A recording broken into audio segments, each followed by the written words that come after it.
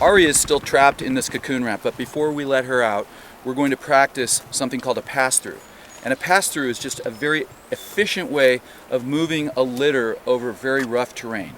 It was essentially developed by cave rescuers, but can be used anywhere where the terrain is rough. And the simple idea is, instead of us breaking our legs and potentially dropping Ari as we negotiate really rough terrain, we've got a lot of personnel. We're here on this river trip, there are tons of personnel, so rather than carrying Ari, we're going to simply pass her through.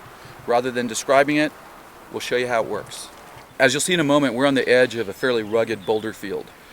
One important thing about a pass-through, and I'm sure Cheryl will tell this crew the same, is that sometimes people aren't quite in position, but because of peer pressure, they're scared to say anything, and suddenly the system can become very unstable very quickly.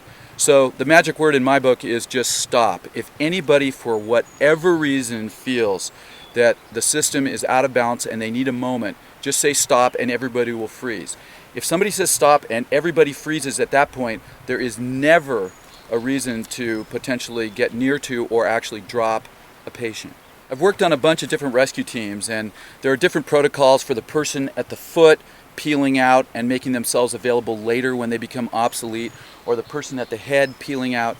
And what I've found over the years is that the simplest system is to let that just evolve organically, meaning the person that suddenly finds themselves obsolete for whatever reason backs away and gets into a new position where they can be useful downstream.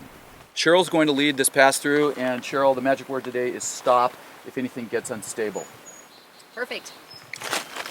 All of the rescuers, just partner yourself in two long lines, pretty much parallel to each other. You don't have to be shoulder to shoulder touching. You're welcome to stand about 6 or 8 inches apart. And the first 6 people, 3 on each side, will drop down and we'll do the lift as we did before. Out of you 6, is anybody not ready? 1, 2, 3. Just gently, slowly, with steady, pass her down. And the 2 people up by me will let go, and you will drop off. And position yourself then down at the end of the line.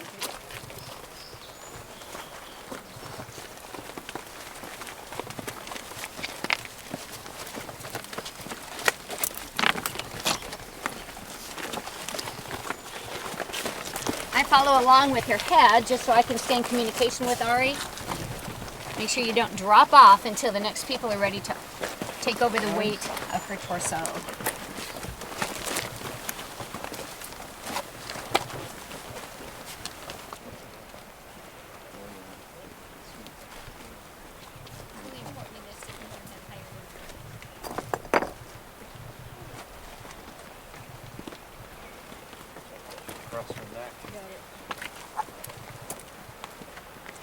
Ari, you're in the shade now.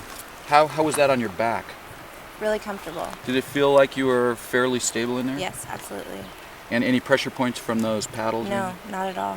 And have we paid you to answer these questions? No, you have not. Perfect.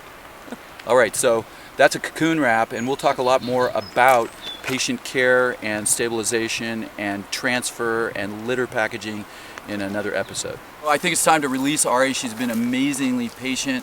Let's see if she's still alive. Why don't you guys try to release her here?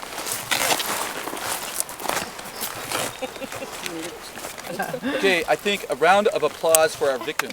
Yeah.